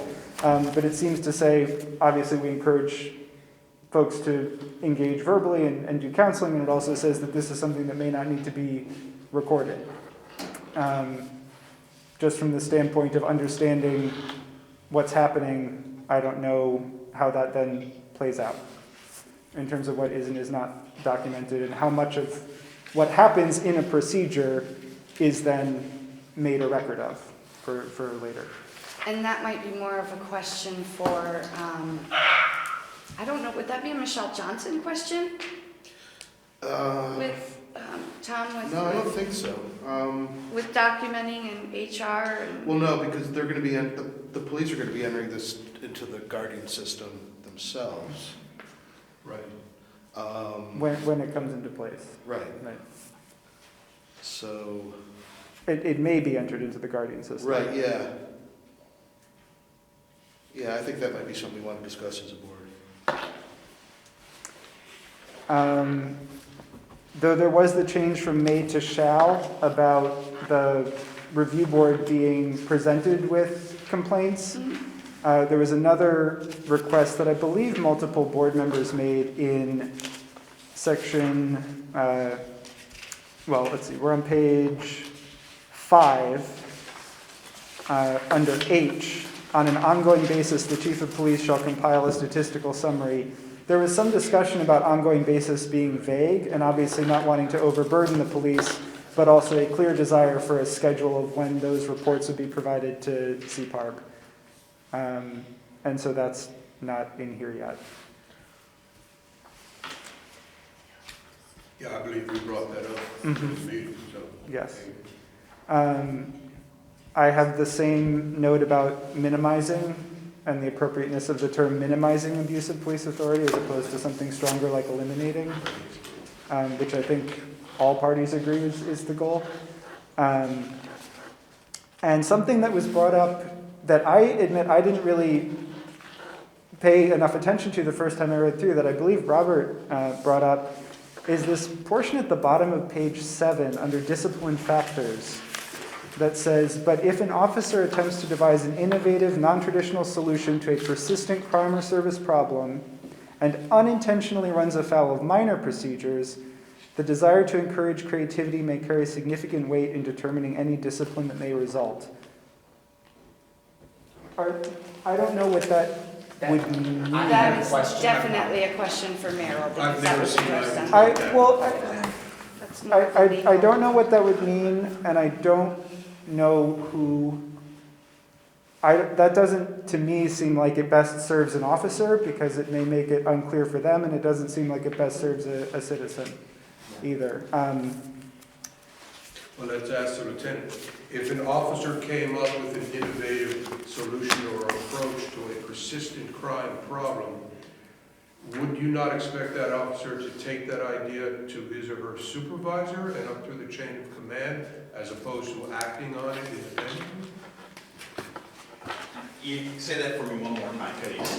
So an officer is thinking, and he or she has come up with an innovative approach to a persistent crime problem. So this isn't a one-time event. It's a persistent crime problem.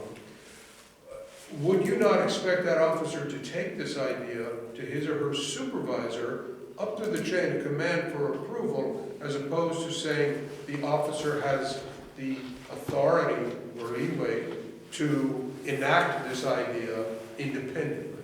Because that's what this is, A crime problem. a persistent crime problem is what it says in the Persistent policy. crime or service problem. Yes. Under I've never discipline seen anything factors. like I highlighted that because I was just as, like, mainly with the desire to encourage creativity. I'm gonna go out on a limb here. I don't know how creative I want officers to be if this is about to be a discipline issue. Because, I mean, I don't know, that's a thought. I do want them to be creative, I think but that not there's, acting independently. I think Yeah. there's times when they're out in the field that you just can't expect Right. every single situation that's gonna come. Yeah.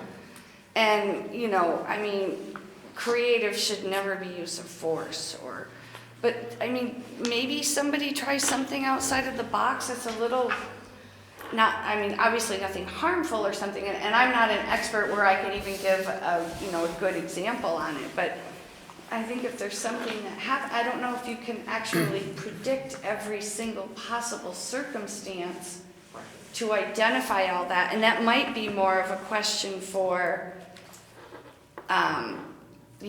Merrill as to why is it worded this way and Right. Because this specifically says a persistent crime or service problem. It's not a matter of an officer on the scene with a situation that's unfamiliar and coming up with a creative idea to deal with it. This is an officer sitting there thinking about a persistent problem, coming up with an idea that runs afoul of minor procedures. I don't know what procedures are considered minor in the police department, and undertakes to do that independently of the chain of command. I can't imagine you would. Well, most things do go through the chain of command, let's be honest Yes. here. I mean, most things do. As a midnight officer, there was a lot of things that I did that was innovative at the time when my supervisor wasn't available. We had, I spent a lot of time on midnights, and there would be times that we had a lot of car thefts or burglaries in a certain area, and I would drive the neighborhoods around in my cruiser without any headlights on. Well, that is a violation of the law. Right. It was innovative. I mean, I caught several people over the years doing that. I mean, there's all types of examples, and I think that it would be best to see, where the chief's mind was on this and get with legal. I would also note, I mean, you're kind of, I think, adding on to some of the language here because it asks for it. And what I mean by that is you're saying this is an officer sitting and thinking about it. There is no delineation of the amount of deliberation that goes into an officer's attempt to devise an innovative solution. That could happen as a split-second decision in response to something that's happening. A persistent crime problem could be designated as whatever was manifesting itself that the officer had to respond to quickly. I worry about the vagueness of the language here and its lack of clarity.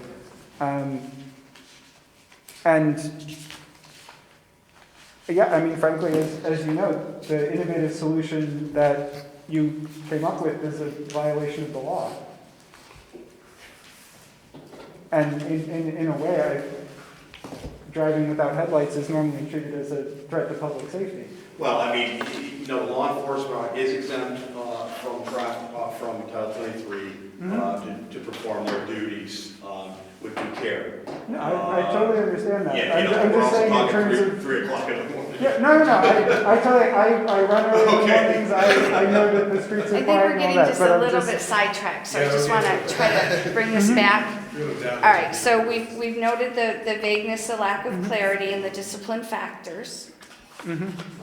That's everything that I noted. And as I said, procedurally, my hope would be that the board could discuss some of these notes or its own notes, have a designated representative move and vote on whether they want certain changes or not, and then have a designated representative present those to the select board, or if there are parts that they at the very least would like the select board to consider for a second look. Thank you, Jack.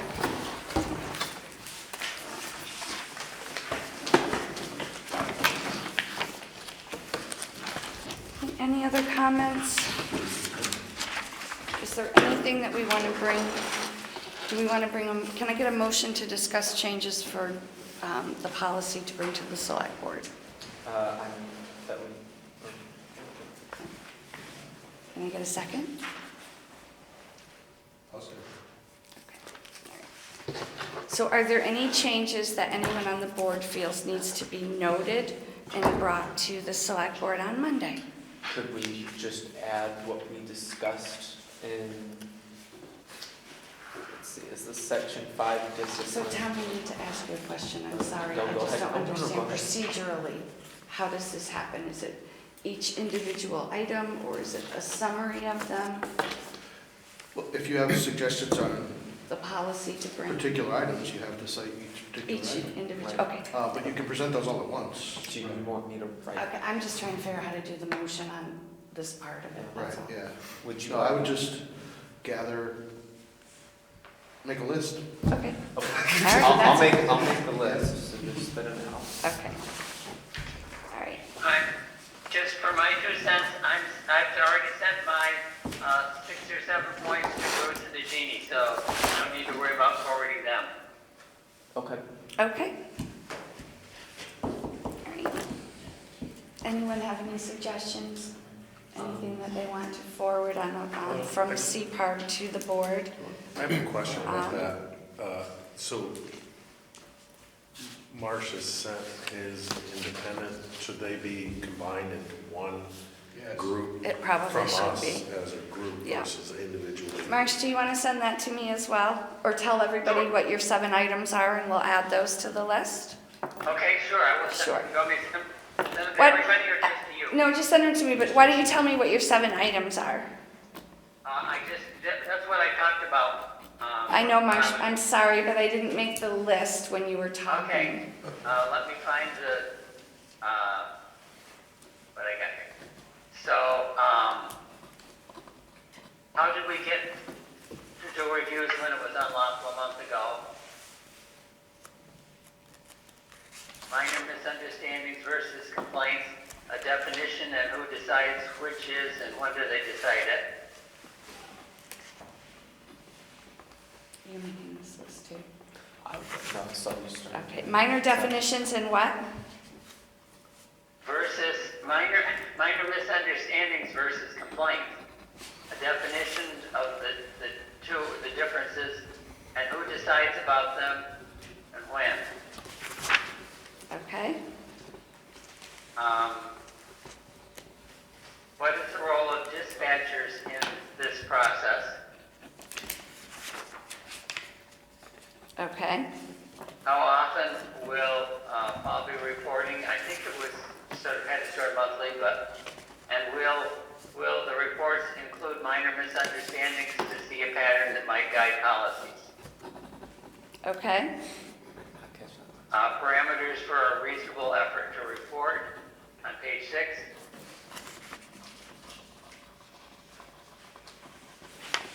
uh-huh, And on page 7, my concern about minimizing abuse of police authority, it seems like we should be you eliminating want it. to eliminate, okay, Yep, that's it. that's it? I only have 5. Me too. Okay, that is 5. Okay, all right, okay. Jeff? I'm good. Scott? I don't have anything extra. Will? Yes, I do.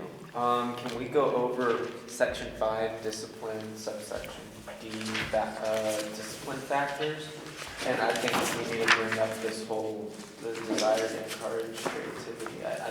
I'm just really confused by it. It is vague, so maybe clarity on that. That's how we want to phrase it. I can write that down too. And then I have one more. Marsh covered some of this. Nope.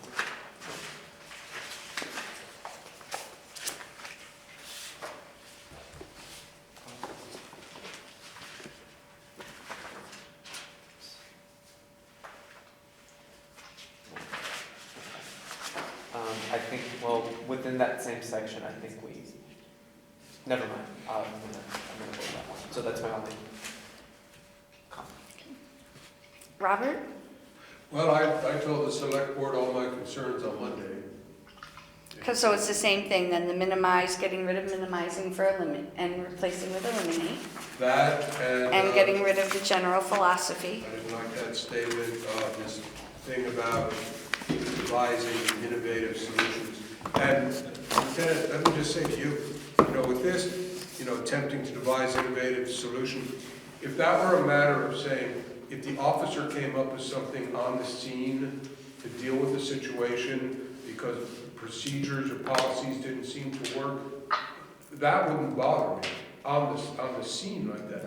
But what this says is someone can think about a persistent problem and come up with his own idea. And then do it without even telling anyone. That's what seems very odd. Could you repeat your point again, just so I can put it on the record? No, I already told the select board my issues, so. Did you write that down? Some of it. Okay, thank you. That's all I need. Okay.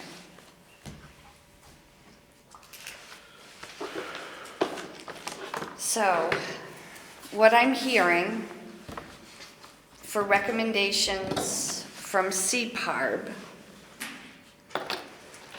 it will be to clarify minor misunderstandings versus complaints.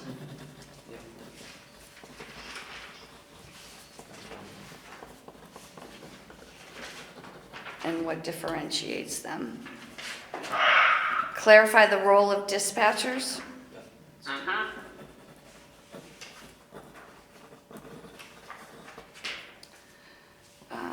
Clarify how often the reports come.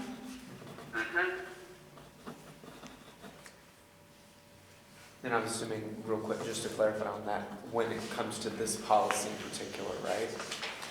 On quality control. in Yes, general. that's the Okay. only one we're talking Okay, I about. was The just making- I only was one just- we're talking, Just yep, making sure, yep. Yep. Always good to be clear. Yep. All right.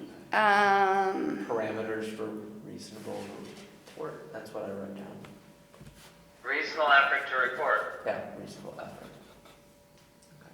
And that's on Page page six. 6, yep. The day 6 of Monday night, I don't know what page it is now. I think it's the same. It's still 6. Okay. And then the 5th point you made was minimizing Abuse should of police. rather be eliminating abuse, and that's page 7? Yep. Okay. And then the point I made and the points Robert made.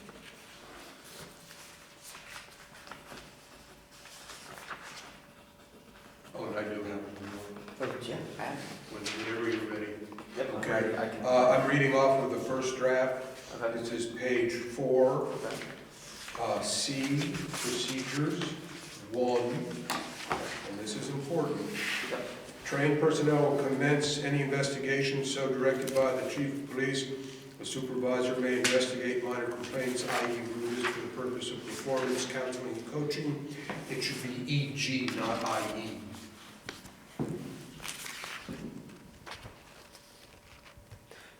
Everyone's stunned. Oh, No, you no, mean in yeah. the parentheses, the Yeah. grammar? Yes. Okay. I.e. means that is, which means rudeness is the only example. Right. E.g. means for example. And rudeness is one example. Right. Okay. Noted. Good, got that. Okay.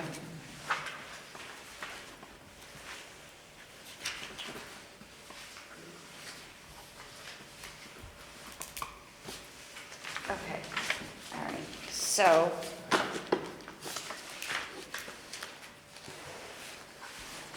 do we want to, so for the discussion, for the purpose of discussing clarifying, oh goodness, clarifying minor misunderstandings versus the complaint process, can I get a motion to, Tom, you're looking at me like I'm crazy, which I Isn't feel there like already a motion? I don't There's a understand the motion. mo- Wasn't that already moved? Yes. Well, I thought you said that we had to go one by one to approve as opposed to the whole list, or can Oh, I no, do no, the you whole can list? approve the list. Yeah. Okay, so I can do the whole list? Yeah, yeah. Okay. Thank you. Sorry, Mike. Hey, at least there's a laugh in here. So. Yes. I'm okay being the joke today. You're fine. In this instance. So can I get a motion It's already out there. to vote or discuss? Well, you're discussing now. Okay, So we need to so close So if discussion. there's no further discussions, then. if there's no further discussions, Oh, can we okay. vote on the motion? Yeah.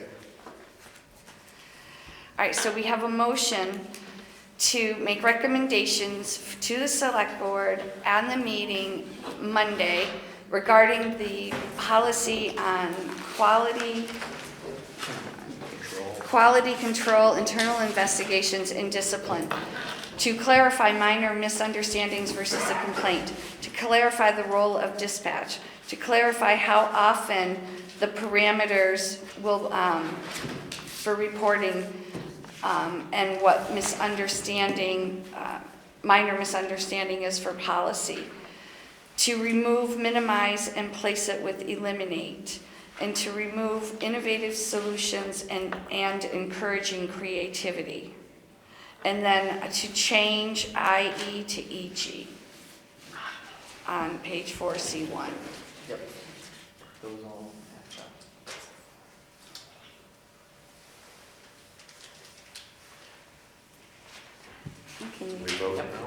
Can we, okay. All those in favor? Aye. All those opposed? Any abstentions? So passed. Thank you. So this discussion just raises one question for me. Do we want to think at some point about a committee to start researching how we might do reviews, handle confidentiality, public versus private, how we do this process so that we have some understanding how we might do it? We have discussion of additional committees on the agenda in a few minutes. Okay, great. Okay.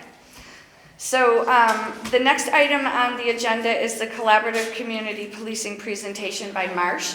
And as you can tell, Marsh is not present, so that will not be something that we're going to be doing fully tonight, but Marsh can just talk a moment about what he will be doing over the next couple of meetings and introduce it. So Marsh?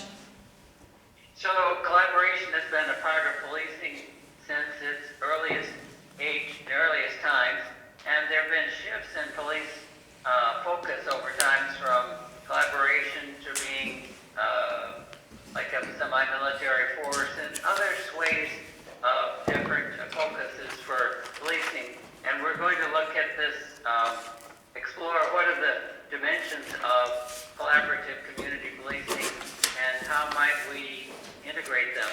This whole process seems to be at the heart of what the select board asked us to do when we came together as a task force.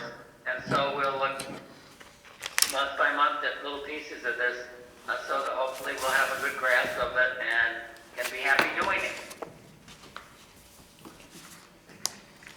Any questions for Marsh from the board? Any questions from the public for Marsh? Okay. All right, so not hearing anything, we will go on to the next item on the agenda, which is the Community Outreach Committee, and Robert will be talking about the charge and the committee update. Okay, in deference to the time and the impending storm, I will make my comments brief.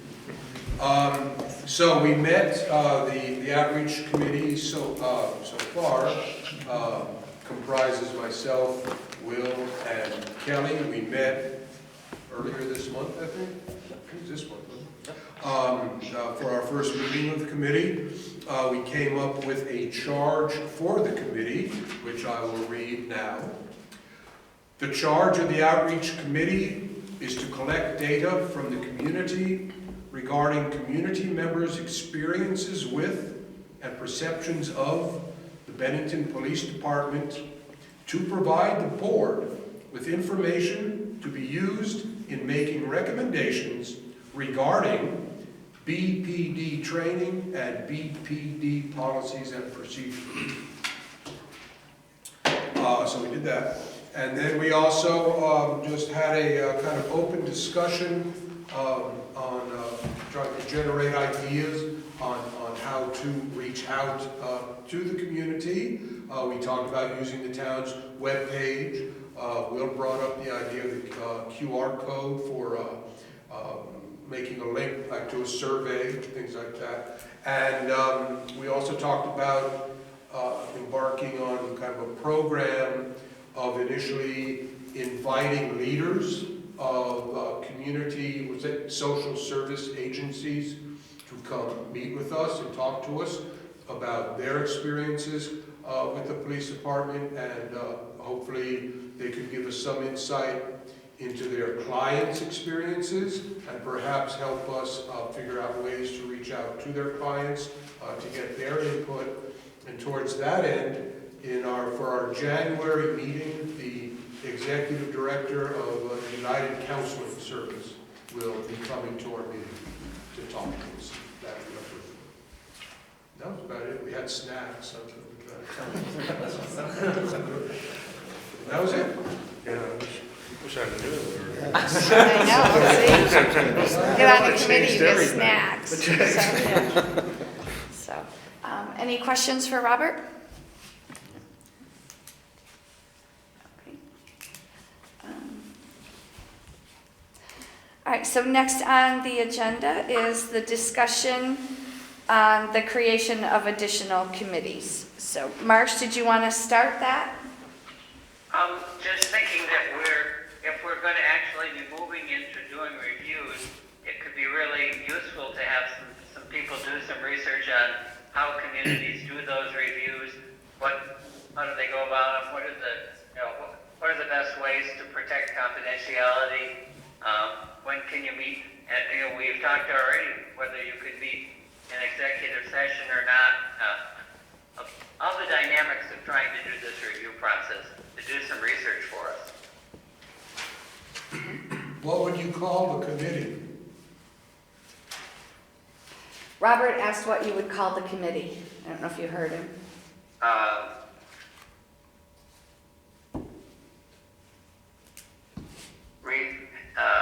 Researching the review process committee or something like that. I don't know. I don't have a particular name in my pocket.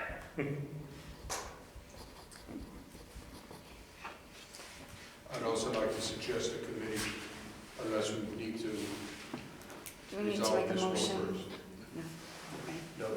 No. I would suggest a communications committee to work with the town's communications director in developing a communications plan for the board.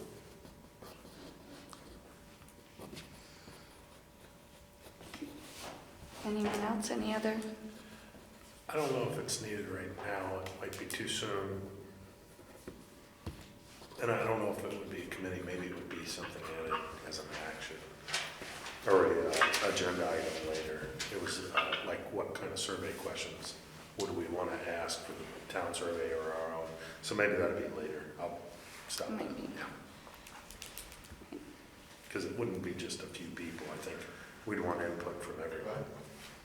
I think when you get to the survey, when you start doing that, I think that's a good, maybe to bring some public Yeah, too. Okay. Yeah. It could fall in the future. Yeah, agenda Yeah, item. agenda item. But I don't even know if it's next month. It may That's be probably a little further out. further down, Yeah, yeah. okay, thanks. So any other committee suggestions? So, can I get a motion on creating a committee for researching the review process? I move. Second, anyone? About Mark? I'll second it. Okay, all right. So all those in favor of creating a committee to research the review committee, please say aye. Right? Any opposed? Abstentions? Just So, have a question real quick. Is this something that we really need a committee on, or is this something that one individual could do and then bring the findings back to the board on the next meeting? I mean, this just seems like Thoughts? a research project for one person could burn through this fairly quickly. Well, have we determined who's gonna be on it? Because didn't we say that a committee could just be one person? I only created this because I think that you, or at least I only moved the motion because I thought you wanted this, Marsh.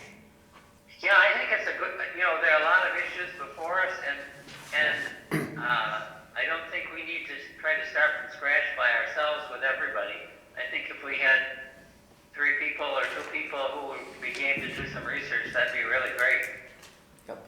Okay. So is Marsh saying he will be on the committee? Is that you, Marsh? Are you volunteering, Marsh? After January 1st, I would be happy to start working on it. Okay. So is anyone else interested in working on the review committee? I'll lend you all sorts of material I've written and that I've researched. I already do that kind of on my spare time. So I guess I'm a committee by proxy. So I'll assist Jen anyway.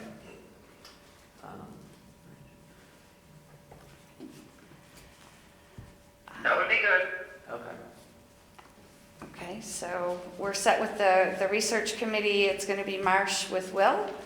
Yep, I'll do that with them if it makes it easier. And then we have a motion for a communications committee. How would that be different from outreach? I see them as 2 separate functions. The Communications Committee, I see them working specifically with the Communications Director, exploring ways to reach out. And then the Outreach Committee is the one that actually takes that and uses that to do the outreach. I think if we put it all in, I think each of these committees could be as busy as they want it to be. Right. And if we put it together, I think it would be more than one committee would really want to deal with. And, if experience tells us, we don't need to, Exactly. abolish them. That's good. I'd be willing to Could at least serve do on it temporarily. Yeah, I'd be willing to serve on the Communications Committee, so we don't want those. So there's a motion on. So a motion to create a communications committee. Did you make this motion? I'm sorry, I got lost on this. We made the motion at the beginning. Oh, okay, so it's still part of the same motion to make, okay, never mind, we're all good.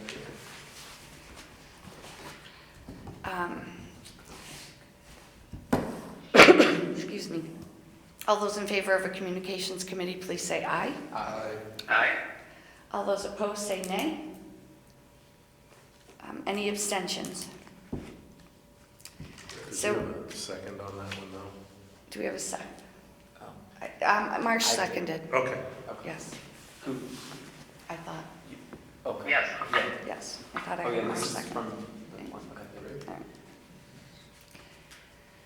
So we have a communications committee. Robert, you've volunteered to be on that. Do we have another volunteer?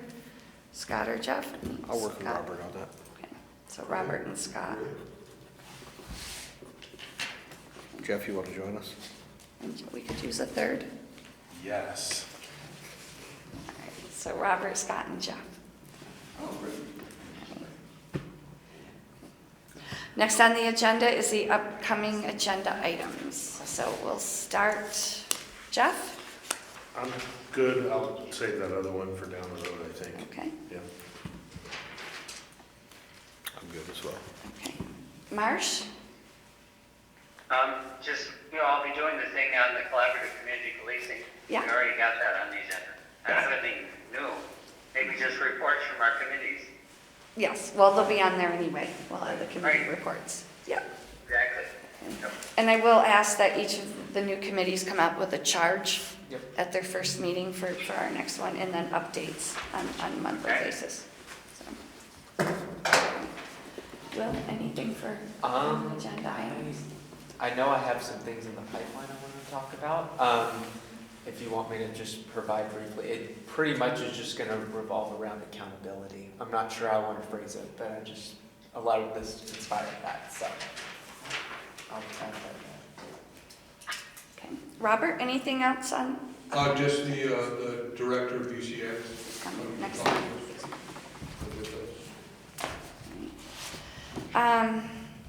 No other upcoming agenda items from anyone? Then if not, if I can get a motion to adjourn? Make a motion, we adjourn. Second. There's a motion to adjourn. All those in favor, please say aye. Aye. Opposed? Any abstentions? Thank you for your patience. The next meeting will be Thursday, January 19th at 6 p.m. in the same location in the fire facilities.